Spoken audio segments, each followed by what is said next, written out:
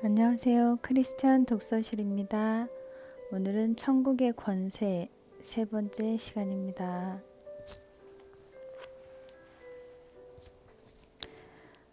솔로몬은 탁월한 지혜를 가진 왕입니다. 사랑의 표현도 너무나 풍성한 신랑입니다. 솔로몬의 탁월한 사랑의 표현을 듣는 신부는 정말 행복했을 것입니다. 그런데 우리의 신랑 대신 예수 그리스도의 지혜와 탁월함은 솔로몬과 비교도 할 수 없습니다. 그러므로 예수 그리스도의 신부는 가장 행복한 신부입니다. 신랑이신 예수님께서 신부인 우리를 부르십니다. 나의 사랑, 내 어여쁜 자, 나의 신부, 나의 완전한 자야. 그러나 우리는 무의식적으로 이렇게 말하고 싶을지 모릅니다. 예수님, 나는 어여쁘지도 완전하지도 않습니다. 그러나 신랑 예수님의 고백은 매우 진실하고 솔직한 것입니다. 그 진실한 고백에 어마어마한 감동이 결국 우리의 모든 것을 변화시킵니다. 그 사랑이 우리 안의 모든 소리를 이깁니다. 진리가 우리를 완전히 자유롭게 합니다. 자유와 해방의 눈물과 감격이 온 생명에 흘러들어와 우리는 진실로 예수님의 사랑으로 온전하게 됩니다. 완전한 신랑을 찾은 것입니다.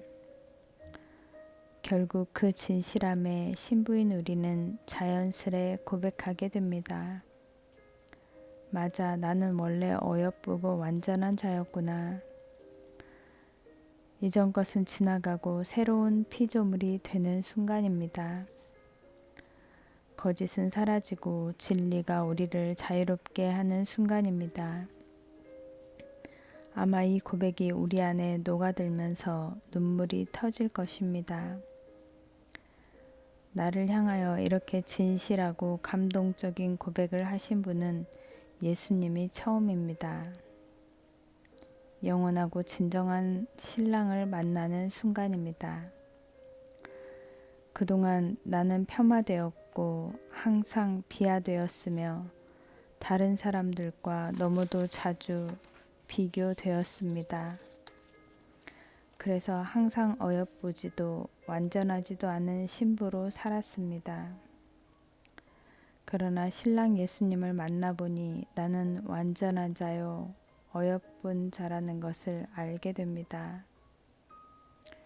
나의 완전함을 알게 해주신 예수님은 나의 영원한 사랑이요 신랑입니다.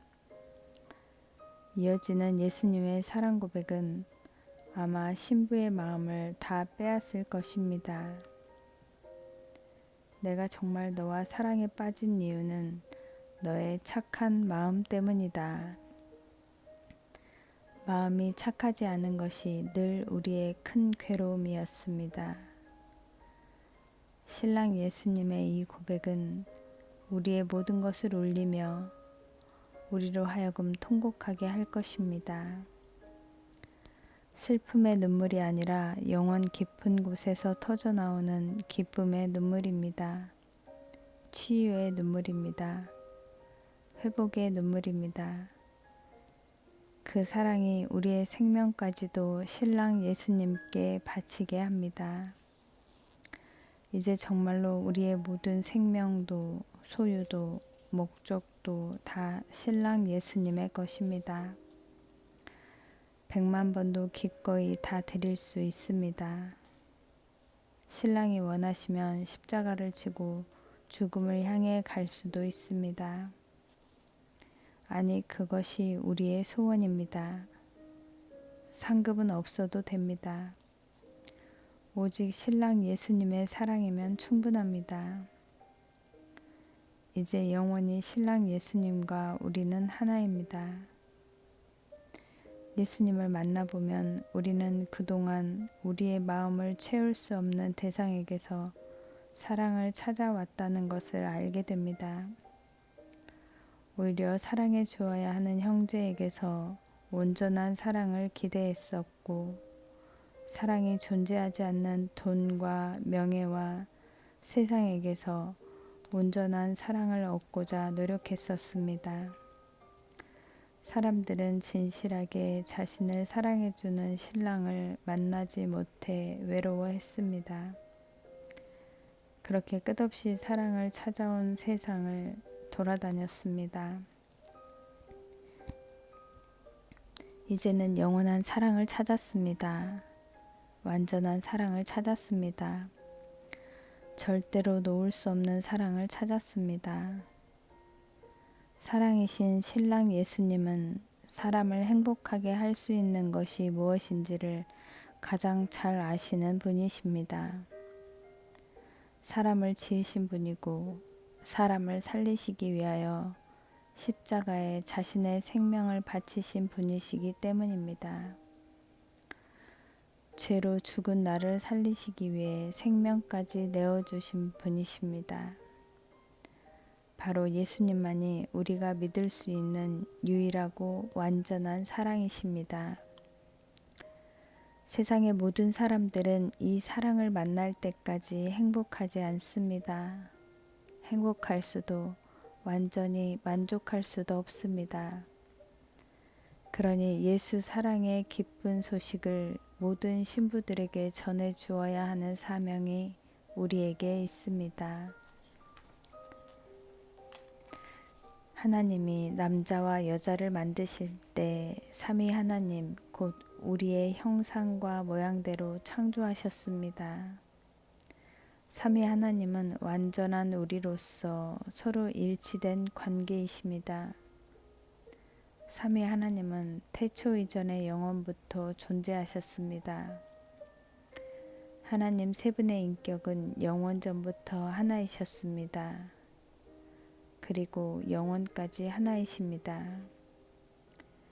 그 삼위일체 안에는 불일치나 시기 그리고 긴장은 조금도 존재하지 않습니다. 서로 온전히 사랑하십니다. 삼위일체의 사랑은 자신만 위하는 이기적인 사랑이 아닙니다. 그것은 타락한 옛 천사의 사랑이고 타락한 인간의 사랑입니다. 자기 자신을 위하는 이기적인 사랑만 하다가는 결국 자신이 죽습니다. 하늘에서 타락한 천사가 죽었고 땅에서 타락한 인간도 죽었습니다. 삼위 하나님은 아가페 곧 자기를 희생하며 내어주는 의지적인 사랑이 충만하신 분이십니다. 하나님의 사랑만이 영원합니다. 하나님의 사랑이 없다면 하나됨은 불가능합니다. 어떤 부분은 하나가 되지만 또 다른 부분은 하나가 되지 못하는 것은 우리의 능력이 부족해서도 아니고 지혜가 부족해서도 아닙니다. 아가페의 사랑이 없어서 그렇습니다. 삼위 하나님은 완벽한 일체이십니다. 성부 하나님은 성자 하나님을 위하시고 성자 하나님은 성부 하나님의 뜻대로 순종하시고 성령 하나님은 성자 하나님의 나라를 세워가고 계십니다. 사랑과 순종과 겸손의 완벽한 하나됨이 영원부터 영원까지 조금도 흔들리지 않습니다. 이것은 전능하신 능력 때문이 아닙니다. 능력으로 하나가 되는 것은 가능하기는 하지만 긴장과 오래 참음이 필요합니다. 전지하신 지혜 때문도 아닙니다. 지혜로 하나가 되는 것도 가능하기는 하지만 끝없는 토론과 나눔의 수고가 필요합니다. 이런 하나됨이 가능한 것은 삼위의 하나님이 모두 완전한 아가페의 사랑으로 충만하시기 때문입니다.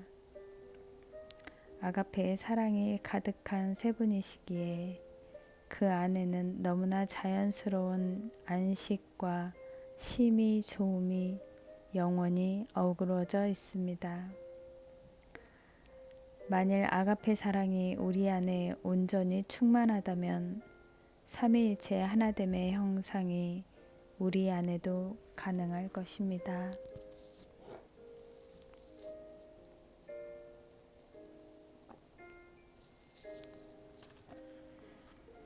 이러므로 남자가 부모를 떠나 그 아내와 연합하여 둘이 한 몸을 이룰지로다. 남편과 아내는 인간관계 중 가장 깊은 관계입니다. 둘은 한 몸입니다. 둘이 한 몸이 되는 연합은 삼위일체의 하나됨의 계시입니다. 삼위 하나님이 사랑으로 하나가 되신 것처럼 남자와 여자도 서로 사랑함으로 하나가 될 때 가장 행복합니다. 내어주는 아가페의 사랑이 부부 안에서 완성되는 것이 바로 완전한 한 몸을 이루는 것입니다. 돕는 자로 지음받은 여자는 남자를 돕기 위하여 끝없이 애를 씁니다. 남자를 변화시키기 위하여 돕고 권면하며 도전합니다. 남자는 여자를 변화시키기 위하여 그렇게까지 애를 쓰지는 않습니다. 왜냐하면 남자의 역할은 돕는 자가 아니기 때문입니다. 성령님도 그렇습니다. 돕는 보혜사로 오셔서 우리를 변화시키기 위해 돕고 권면하며 도전하십니다.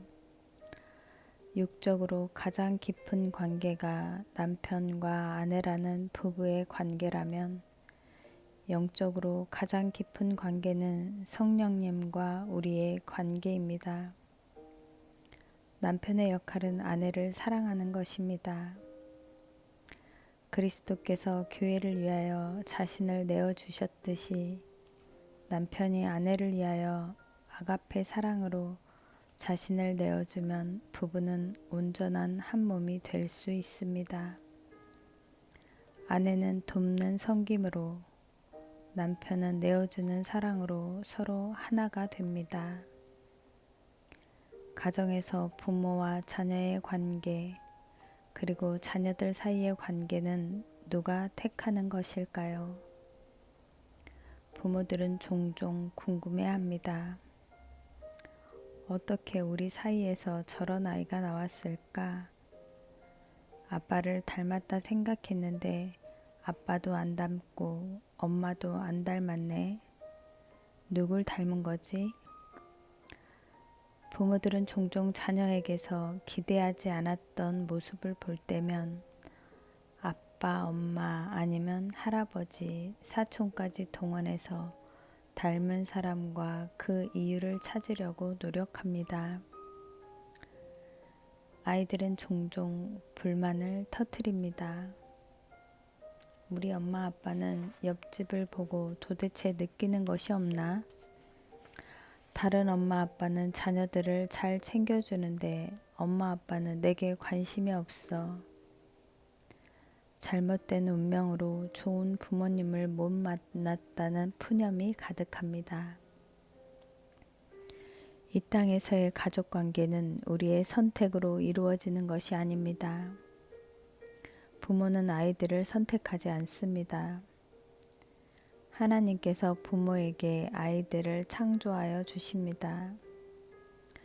그래서 때로는 부모의 마음에 넘치도록 과분한 아이들도 있고 아쉽도록 부족한 아이들도 있습니다. 자녀들도 부모님을 선택하지 않습니다. 하나님께서 아이들에게 부모님을 주십니다. 아이들이 스스로 형제 자매 관계를 선택하지 않습니다.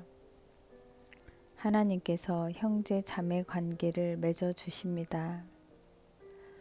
이런 운명적인 관계에 적응하고 최선을 다하는 것이 가족입니다. 그런데 유일하게 가족 중에 우리가 선택할 수 있는 관계가 있습니다. 운명보다는 책임을 가지고 최선을 다해야 하는 유일한 관계입니다. 이 관계는 가장 친밀하고 가장 오랫동안 유지됩니다. 그것은 바로 남편과 아내입니다. 아이들이 부모와 한 방을 쓰는 시간은 길지 않습니다. 태어나면서부터 다른 방을 쓰는 경우도 있고, 빠르면 3, 4세 이후부터 부모와 다른 방을 사용합니다. 그리고 20세가 넘으면 대부분 아예 다른 집에서 살기 시작하기도 합니다. 그러나 부부는 한 몸의 관계가 맺어지면 적어도 40년, 길면 60년 이상을 한 방에서 함께 삽니다. 그래서 가족 중에 가장 친밀한 관계가 바로 부부입니다. 여호와의 말씀이 내게 임하니라 이르시되 내가 너를 복중에 짓기 전에 너를 알았고 내가 태에서 나오기 전에 저를 구별하였고 너를 열방의 선지자로 세웠노라 하시기로. 우리는 하나님의 계획에 맞도록 창조되었고 출생과 삶의 환경이 준비되어 있습니다. 창조와 출생의 삶과 환경은 우리가 만든 것이 아닙니다. 순전히 하나님의 작품입니다. 때가 차면 하나님의 뜻이 우리를 찾아옵니다. 우연처럼 보이는 순간에 하나님의 마음을 보게 되고 우리의 운명을 알게 됩니다. 마치 오랫동안 스스로 원했던 것처럼 자발적이고도 쉽게 그것을 취하게 됩니다. 그것은 가장 잘 맞는 옷처럼 자연스럽습니다. 그리고 가장 마음이 맞는 친구처럼 하나님과 함께 가는 것이 즐겁습니다. 여정의 고난과 수고는 오히려 큰 기쁨이 되고 조작이 없는 자발적인 헌신은 우리의 소명입니다. 결국은 이 모든 것이 하나님의 완벽한 계획입니다. 그러니 하나님의 정복과 다스림은 완전합니다. 하나님이 가라사대 우리의 형상을 따라 우리의 모양대로 우리가 사람을 만들고 그로 바다의 고기와 공중의 새와 육축과 온 땅과 땅에 기는 모든 것을 다스리게 하자 하시고 에덴 동산은 비손강, 기온강, 히데겔강 그리고 유브라데 강이 흐르는 땅이었습니다. 비옥한 네 강이 흘렀던 에덴 동산은 거대한 땅이었음이 분명합니다. 하나님은 에덴 동산을 지으신 후 남자와 여자를 창조하시고 5가지의 명령을 주셨습니다. 생육하고 번성하고 충만하고 그리고 정복하고 다스리라는 것입니다. 생육, 번성, 충만은 사람뿐만 아니라 하늘의 새들과 바다의 물고기와 동물들도 받은 축복입니다. 하나님이 그들에게 복을 주시며 이르시되 생육하고 번성하여 여러 바닷물에 충만하라 새들도 땅에 번성하라 하시니라. 그러나 정복과 다스림은 사람만이 받은 축복입니다. 정복하고 다스린다는 것은 그저 동산을 거닐며 열매 따먹고 노는 것이 아닙니다. 만일 한 나라의 대통령이 그 나라의 부족함만을 누리며 임기를 보냈다면 그는 훌륭한 통치자가 아닙니다. 취임 전에 통치 기간의 계획을 정확하게 세우고 임기 동안 세운 뜻대로 통솔하여 그 나라를 전혀 다른 패러다임으로 개선시켰다면 훌륭한 대통령입니다. 그것이 정복하고 다스린다는 뜻입니다. 아담과 하와가 계획도 없고 생각도 없이 그저 하나님의 창조를 기뻐하며 동물들과 놀고 먹었다면 그것은 정복과 다스림이 아닙니다. 훌륭한 왕인지 아닌지는 그의 정복과 다스림의 결과로 왕국이 얼마나 부강해지고 풍성해졌는지에 따라 판명이 납니다. 아담과 하와가 훌륭한 왕이라면 두 사람이 정복하고 다스린 에덴 동산에 하늘의 새와 바다의 고기와 땅의 생물이 다 기뻐하며 행복해하며 만족해야 합니다. 하나님은 그런 능력을 아담과 하와에게 주셨습니다. 그래서 아담과 하와는 에덴 동산을 훌륭히 정복하고 다스렸으며 그 능력은 빛이 났고 바다처럼 넘치는 사랑은 온 에덴 동산을 적시기에 부족함이 없었습니다. 훌륭한 왕의 통치를 받은 에덴 동산의 만물은 완전했고 행복했습니다. 만물은 그들의 완전한 왕을 지으신 창조주 하나님께 온전한 찬양을 드렸습니다. 그리고 아담과 하와가 동산을 거닐며 그들에게 모습을 보일 때마다 끝없는 존경과 사랑을 마음껏 표현했을 것입니다. 이런 에덴 동산의 모습이 하나님의 마음을 심히 좋게 하였고 안식하게 하였습니다. 하나님이 매우 만족해 하셨습니다. 하나님이 지으신 그 모든 것을 보시기에 심히 좋았더라. 그런데 아담과 하와는 방대한 에덴 동산을 정복하고 다스리는 일에 땀도 흘리지 않았습니다.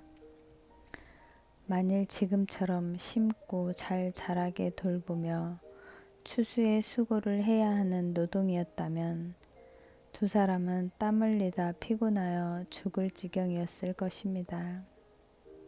그들이 땀을 흘리는 노동을 하게 된 것은 죄를 범하고 징계를 받은 다음부터입니다. 그러나 처음에 두 사람은 수고하지 않고 정복하고 다스릴 수 있었습니다. 이유는 그들의 탁월한 권세 때문이었습니다. 그 권세에 복종하기를 기뻐하는 하늘과 땅 때문이었습니다. 이것은 완전한 조화요, 완전한 사랑입니다. 아담과 하와의 권세는 하나님의 형상과 모양대로 지음받은 하나님을 닮은 것이었습니다. 그 권능은 바로 말씀의 능력입니다. 하나님께서 빛이 있으라 하시면 빛이 있었습니다. 그리고 말씀하신 대로 이루어졌습니다. 아담과 하와가 받은 권세도 바로 그것이었습니다. 하나님을 쏙 빼어 닮은 능력입니다. 아담과 하와는 믿음으로 외치면 그 말씀이 이루어지는 권능을 받았습니다. 아담이 하나님의 뜻을 따라 말씀을 선포합니다. 하늘의 새들은 여호와를 찬양하라. 그러면 하늘에 찬양의 기쁨이 가득 차게 됩니다. 모든 새들이 기쁨에 겨워 행복해하며 여호와를 찬양하게 됩니다.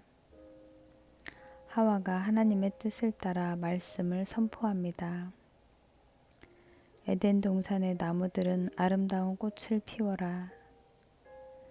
그러면 에덴 동산에 따스한 바람이 불면서 모든 나무가 아름다운 꽃을 피우기 시작합니다. 아담과 하와가 하나님의 뜻을 따라 함께 말씀을 선포합니다. 에덴 동산의 모든 나무와 풀들은 과실을 풍성하게 있게 하여 모든 동물로 배부르게 하라. 말씀에 따라 모든 나무와 풀들이 힘을 내어 맛있는 과실을 맺게 됩니다. 그러면 모든 동물들이 과실과 풀을 뜯어 먹으며 아담과 하와의 통치를 기뻐하며 칭찬합니다. 그렇게 아담과 하와는 말씀의 권능으로 능히 에덴 동산을 정복하고 다스렸습니다. 이들이 선악을 알게 하는 지식의 나무의 과실을 따먹고 죄를 범한 다음에 잃어버린 권세는 바로 이것입니다. 이제 사람은 마치 동물 같은 육체적 존재가 되어버렸습니다. 죄로 인해 말씀의 권세가 사라졌습니다. 이제 땅도 하늘도 바다도 그 안에 어떤 피조물도 사람의 말에 복종하지 않습니다. 왜냐하면 사람의 말에 말씀의 권세가 사라졌기 때문입니다. 그래서 만물이 어디에 복종해야 할지 몰라 고통하고 있습니다. 권위와 질서가 깨어지니 만물이 서로 충돌하고 두려워하며 죽이고 고통스러워합니다. 피조물이 고대하는 것은 오직 하나님의 아들들이 나타나는 것입니다. 실제로 노아의 홍수 후에 하나님께서 노아와 그 아들들을 축복하셨으나 이전과는 달랐습니다. 하나님이 노아와 그 아들들에게 복을 주시며 그들에게 이르시되 생육하고 번성하여 땅에 충만하라. 정복하고 다스리라는 말씀을 안 하셨습니다. 하나님은 사람의 생각과 모든 계획이 항상 악함을 탄식하셨기에 생육하고 번성하고 충만하라고 하셨습니다. 이제 사람은 죄와 허물로 죽게 된 것입니다. 죽어 육체적 존재가 되었습니다. 만물의 저주와 고통이 시작되었습니다. 그런데 하나님이 예수 그리스도를 이 땅에 보내주셨습니다. 예수 그리스도께서 오셔서 이루신 구원이 우리를 살리시고 회복하신 것입니다. 예수님이 죽으시고 부활하신 이후 모든 것이 달라졌습니다. 죄와 허물로 죽은 우리가 다시 살게 되었고 생육, 번성, 충만의 축복에 다시 정복과 다스림의 축복이 더해져 회복되었습니다.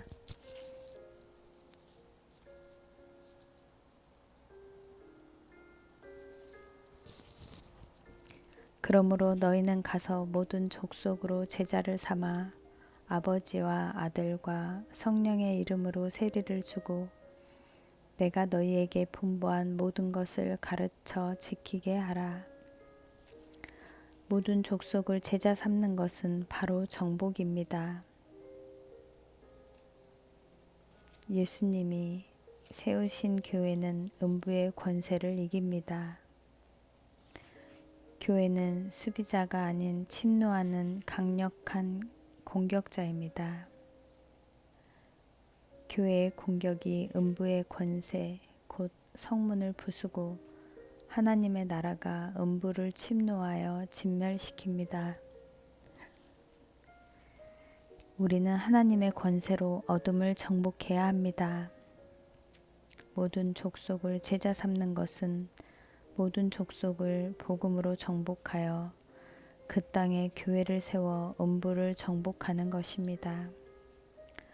그리고 가르쳐 지키게 하는 것은 하나님의 뜻을 따라 다스리는 강력한 통치의 행위입니다. 하나님의 법을 가르쳐 지키게 하여 하나님 나라의 통치권을 모든 족속에 확립하는 다스림의 행위입니다. 이를 위해 말씀의 권세가 다시 회복되어야 합니다. 그래서 오신 분이 바로 성령이십니다.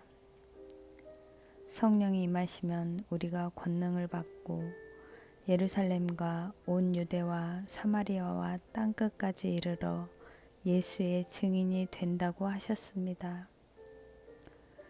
주께서 주의 영을 남종과 여종들에게 부어주셔서 그들이 예언할 것이라 하셨습니다. 이제는 에덴 동산이 아니라 모든 족속을 정복하여 말씀의 권세로 다스리라는 명령이 떨어진 것입니다. 예언은 곧 하나님의 말씀의 권능입니다. 성령을 받은 남종과 여종들이 하나님의 뜻을 따라 선포한 말씀은 예언이므로 그대로 이루어집니다. 말씀의 권세가 다시 회복된 것입니다. 우리가 예언하면 만물은 그 말씀에 복종합니다. 이제 다시 생육, 번성, 충만, 그리고 말씀과 성령의 권세로 정복하고 다스리는 것이 가능해졌습니다.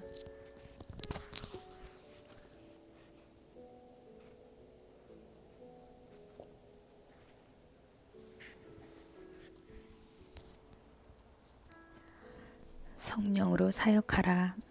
2004년 2월 저에게 하나님의 말씀이 감동으로 임했습니다. 그때 저는 중앙아시아 선교지에서 한국으로 향하는 비행기에 있었습니다. 하나님이 갑작스럽지만 또렷하게 말씀하셨습니다.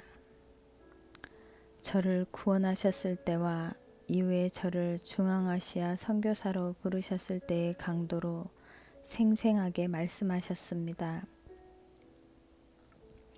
그 생생함이 너무나 커서 저를 또 다른 새로운 사역으로 부르신다는 확신이 들었습니다.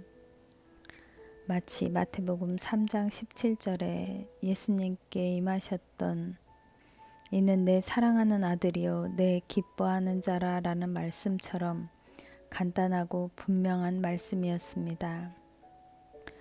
하나님의 생생한 말씀을 들으신 예수님께서 새로운 공생애의 삶을 사셨던 것처럼 저도 그 말씀을 들은 이후부터 새로운 사역을 시작하게 되었습니다.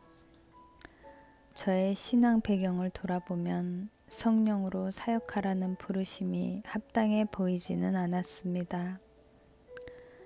저는 장로교 합동교단에 소속된 교회에서 자랐고 캠퍼스 시절에는 CCC와 내비게이터에서 활동하며 말씀과 전도, 제자 양육, 기도 훈련은 받았지만 성령의 사역에 관하여는 이렇다 할 훈련이나 체험이 부족했습니다. 그나마 치과대학 기독학생회에서 성령으로 뜨겁게 사역하던 선배님들을 통해 강한 도전을 받았던 경험이 위로가 될 뿐이었습니다. 그런데 이렇게 여러 면에서 부족한 저를 향한 새로운 부르심이었기에 오히려 강한 확신이 들었습니다. 항상 새로운 일을 행하시는 창조주 하나님이시기에 새로운 사역의 도전 앞에 저를 기쁘게 드릴 수 있었습니다.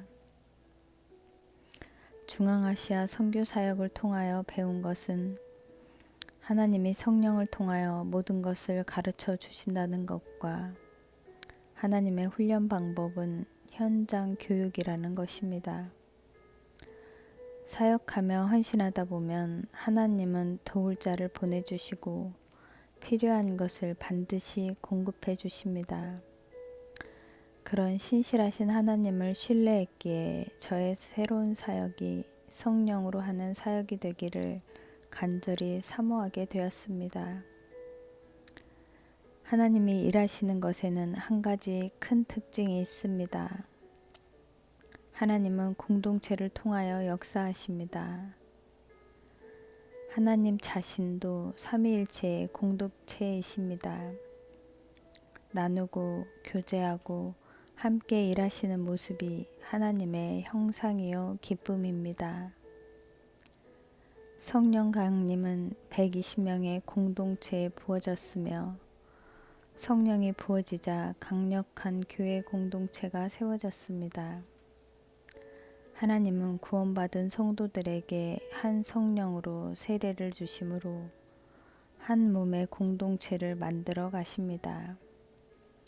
구원을 베푸실 때는 개인에게 찾아와 역사하시지만 성령 충만을 주신 후에는 공동체로 역사하십니다.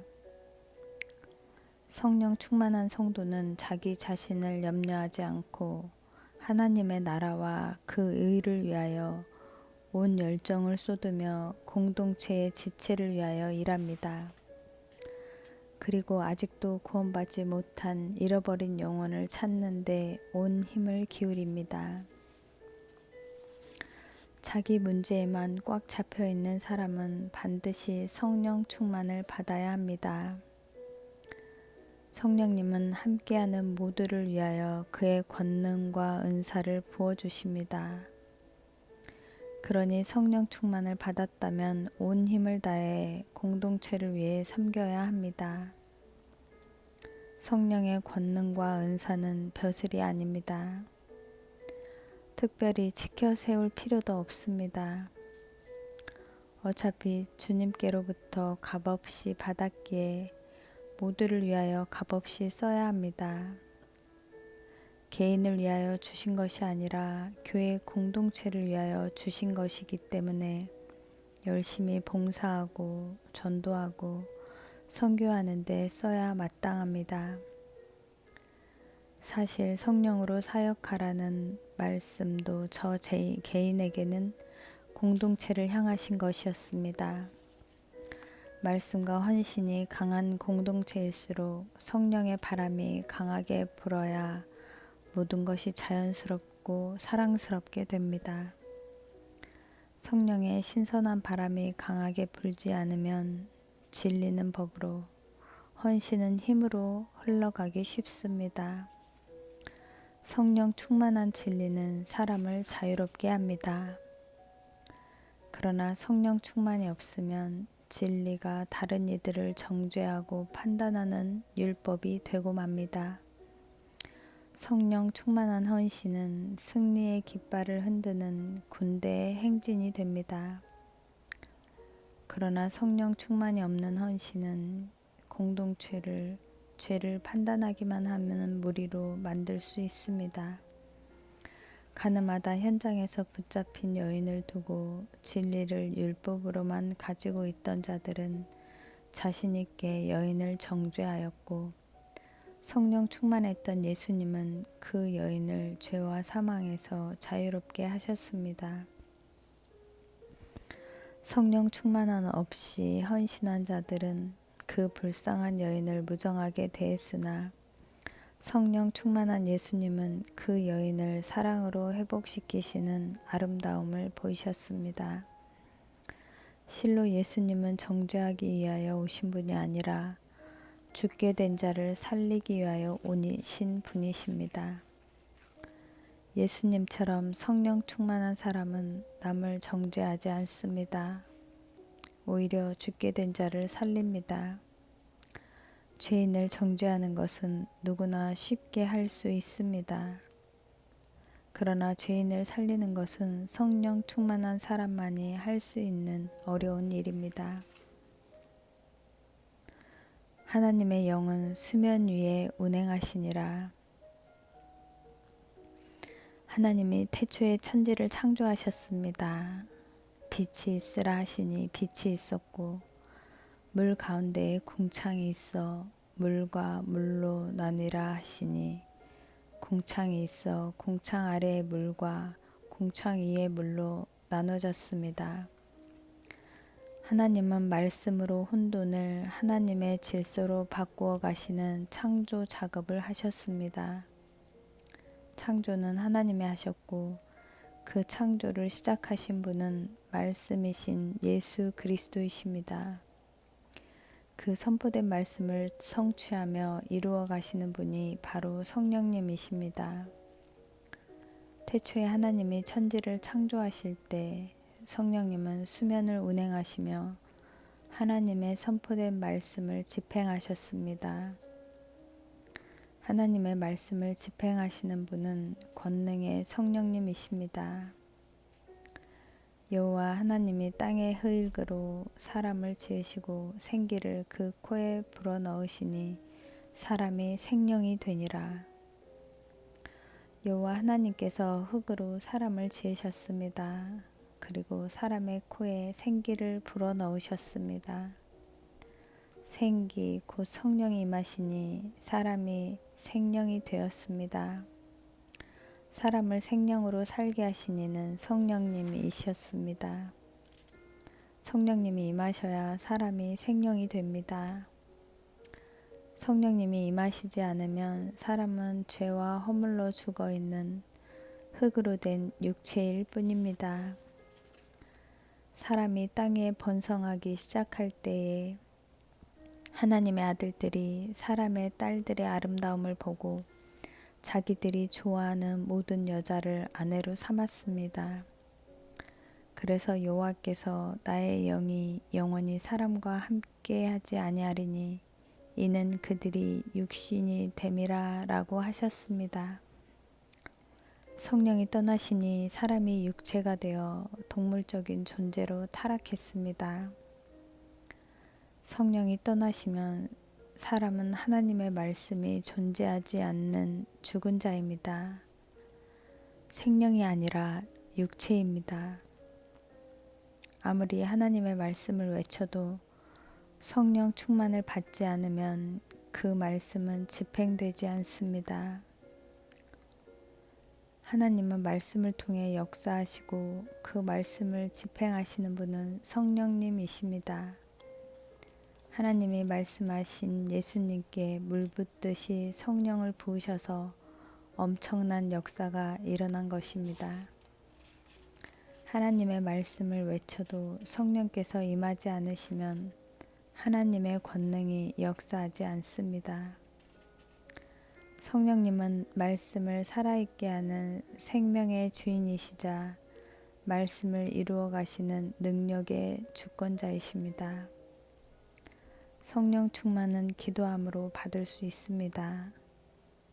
믿음으로 기도하면 성령 충만이 부어집니다. 언제까지 기도해야 합니까? 간단합니다. 성령 충만을 받을 때까지 기도하면 됩니다. 하나님의 영이 수면을 운행하실 때까지 기도하면 됩니다. 우리 몸은 70%가 물로 이루어져 있습니다. 성령님이 운행하시어 온 몸이 성령의 전으로 회복될 때까지 기도해야 합니다. 온 영과 혼에 성령의 영광이 넘쳐 흐를 때까지 기도해야 합니다. 육체에 속한 사람들은 이 말이 무엇인지를 알 수도 깨달을 수도 없습니다. 그래서 기도하고 성령 충만해지는 것을 미련하게 여깁니다. 그러나 성령의 사람들은 기도할 때 임하는 성령 충만의 영광을 잘 압니다. 그래서 기도를 게을리하지 않습니다. 기도하고 전도해야 성령의 권능이 역사하는 것을 너무나 잘 알고 있기 때문입니다. 선지자 이사야와 사도 요한이 보았던 하나님 보좌의 영광은 다 영의 세계입니다. 하나님은 영이시고 보좌와 주위의 네 생물과 천사들도 다 영입니다. 찬양 소리와 진동하는 영광과 연기도 영의 세계입니다. 선지자 이사야와 사도 요한의 영안이 열리면서 하나님 보좌의 영광이 실체로 보이게 된 것입니다. 스데반도 영안이 열리며 하나님 보좌의 영광과 그 옆에 예수 그리스도께서 서신 것을 보게 되었습니다. 영광이 임함으로 스데반은 담대하게 순교의 순간을 건너 천국으로 들어갔습니다. 육체를 벗고 천국에 들어가는 날 모든 성도는 이루 말할 수 없는 영광을 경험하기 시작할 것입니다. 그리고 신령한 새 몸으로 부활하는 순간 모든 영광과 권능이 회복될 것입니다. 천국의 영광과 성도의 회복이 얼마나 대단한지 예수님은 내가 진실로 너희에게 말하노니 여자가 낳은 자 중에 세례 요한보다 큰 이가 일어남이 없도다. 그러나 천국에서는 극히 작은 자라도 그보다 크니라고 하셨습니다. 세례 요한은 선지자 중에 으뜸입니다. 모태로부터 성령 충만을 받아 이 땅에 오신 예수 그리스도를 직접 보고 증거한 선지자입니다. 그 어떤 선지자도 모태로부터 성령 충만을 받았던 적이 없습니다. 그런데 예수님이 천국의 지극히 작은 자가 세례 요한보다 크다고 하신 것입니다. 천국의 성도는 이 땅의 어떤 선지자보다도 더욱 크고 권능과 지혜가 더욱 넘치는 것을 말씀하신 것입니다. 마치 성령 충만을 받은 다니엘의 지혜와 총명이 바벨론 모든 나라의 박수와 술객보다 10배나 나은 것과 같은 것입니다. 마지막 시대에도 그러할 것입니다. 이것은 역사적 사건이니 동화가 아니고 실제입니다. 성령으로 하늘을 다 열어 보여주시면 성도들은 하나님의 권능과 지혜로 충만하게 됩니다. 그리고 성령 안에서 천국의 영광으로 충만한 성도들은 능히 죽음의 권세를 밟고 넉넉히 승리할 수 있습니다. 수년 전의 일입니다. 새벽 예배부터 1부, 2부, 3부 예배까지 하루 종일 말씀을 전하고 선교 강의를 했던 어느 주일이었습니다. 너무 피곤하여 밤에 쓰러지듯 잠자리에 들었습니다. 그런 날이면 5분 만에 쉽게 골아떨어집니다. 그런데 그날은 눕자마자 갑자기 굉장한 하나님의 영광이 위로부터 임했습니다. 분명 몸은 너무 피곤하여 잠이 바로 들어야 하는데 하늘로부터 영광이 임하시니 피곤이 사라져 버렸습니다. 몸이 움직일 수 없는 영광에 눌려 밤새도록 입술만 움직여서 주님을 찬양했습니다. 한숨도 못 자고 다음 날이 되어서야 몸이 움직였는데 전혀 피곤하지 않고 오히려 그 영광의 기쁨이 온 몸에 가득하여 날아갈 듯 기뻤습니다. 하나님의 영광이 얼마나 대단하게 임하셨는지 지금도 생생합니다. 인지하시는 하나님의 영광에 항상 머물게 되면 성도의 권세와 지혜의 권능이 어마어마할 것이라는 확신을 갖게 되었습니다. 하물며 천국은 하나님 영광의 실제가 충만한 곳이니 그 안에 성도들이 경험하는 것은 엄청날 것입니다. 모든 사람이 죄를 범하였음에 하나님의 영광에 이르지 못하더니 그때 저는 죄를 범함으로 모든 사람이 하나님의 영광에 이르지 못하였다는 말씀이 무엇을 의미하는지를 알게 되었습니다. 너무나 슬픈 일이고 통곡할 만한 상태입니다. 하나님의 영광에 이르지 못하니 아담과 하와가 에덴 동산에서 누리던 모든 것을 잃어버리게 된 것입니다. 능력이 없어서 무기력하고 지혜가 모자라니 너무 답답하고 사랑이 없어 서로 경쟁하고 피곤하도록 수고하지만 기쁨의 결실은 못 보게 된 것입니다. 하나님의 영광이 사라지니 모든 것이 사라졌습니다. 그러나 하나님의 영광이 성령 충만으로 임하시면 모든 것이 회복됩니다. 부어지는 권능과 지혜가 이 땅의 모든 것보다 더욱 뛰어납니다. 세상에 있는 것보다 하늘의 것이 훨씬 뛰어납니다. 빛을 받으면 모든 것이 살아나듯이 하나님의 영광이 임하시면 땅의 것은 끝나고 하늘의 역사가 시작됩니다. 성령이 임하시면 권능을 받고 땅끝까지 예수 그리스도의 증인이 됩니다. 성령이 임하시는 것은 하나님의 영광이 임하시는 것입니다. 성령은 하나님의 영광입니다. 그 하나님의 영광이 온 천지의 7 영으로 충만한 천국에서는 모든 성도의 영광이 100% 회복됩니다. 성도의 영광은 하나님이 창조하시고 심히 좋아하셨던 사람의 형상입니다. 그야말로 하나님을 닮은 영광입니다. 삼위 하나님의 형상대로의 영광입니다.